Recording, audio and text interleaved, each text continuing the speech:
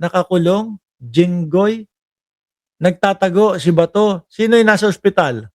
Nasa abroad o ito yung tinatawag na Abelino and versus Cuenco na beyond the coercive power of the Senate plus hindi ma-represent yung interest ng taong bayan, how are we going to consider them in the purpose of determining the threshold of required numbers of vote? Kaya yung sinasabi po nung isang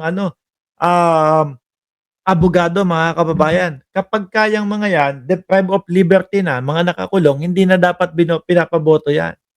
Ang dapat dyan is, kumbaga, wala na. No? Kung yung 16 na ipinagmamalaki ng mga DDS, habang nababawasan, kagaya niyan, nagiging 15, nagiging 14, mukhang impeach din po ang kakalabasan ng Vice Presidente. At kahit ano pa po, mga kababayan, kahit ano pa, no, ang ipaglalabas nitong si Mike Defensor. Kung ano-ano na lang po ang linalabas ni Mike Defensor. Tingin ko po tuloy na tuloy pa din po ang impeachment. Tingnan niyo po yan 18 Marites, mga bossing. No? Yang 18 Marites, kanino po nanggaling yan, mga kababayan? Di ba kay Mike Defensor naman? Kahit nasabihin nila, kahit iiwas nila at kahit ilayo nila yung pangalan na Mike Defensor, halatang-halata naman po ng taong bayan na galing kay Mike Defensor yan. Tingnan nyo yung mga pinagsasasabi. Halos lahat po, mga boss chief amo sir, lahat ng pinagsasasabi ng mga 18 Marites na yan, talagang salu-salungat po. Di ba? Panay imbento. Yun pong nangyari na hearing ba yun? O kung ano man? Pati nga po yung pagiging senador sinakop na ni Defensor Akalain mo, biruin mo sino ba nagsasabi no? Si Topacio. Sabi ni Topacio, tuloy po. Sabi po ni dating Congressman Mike Defensor, tuloy po yung Senate Blue Ribbon Committee. Ang gago. Siya yung nagsasabi kung meron Senate Blue Ribbon Committee o wala.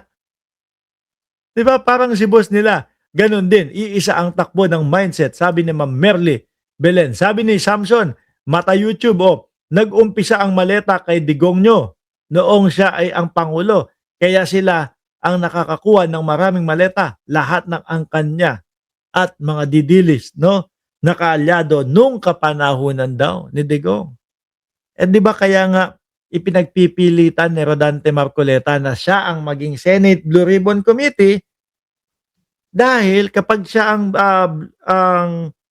ang tawag dito, chairman ng Blue Ribbon Committee, iniiwas niya na pag-usapan yung 2016 pababa o yung 2022 papuntang 2016 iniiwas ni Rodante Marcoleta kapag ka naririnig yung pangalan o yung panahon ni dating Pangulong Duterte, biglang iiwas na. Ganyan lang din si Defensor, mga kababayan. Kaya dapat kay Defensor ang ginagawa niya na lang, no?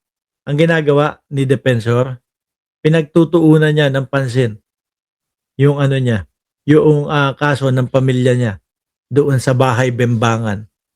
Di ba? Ngayon, mga kababayan, dito tayo kay Congresswoman, no? Beatrix Luistro, mga bossing.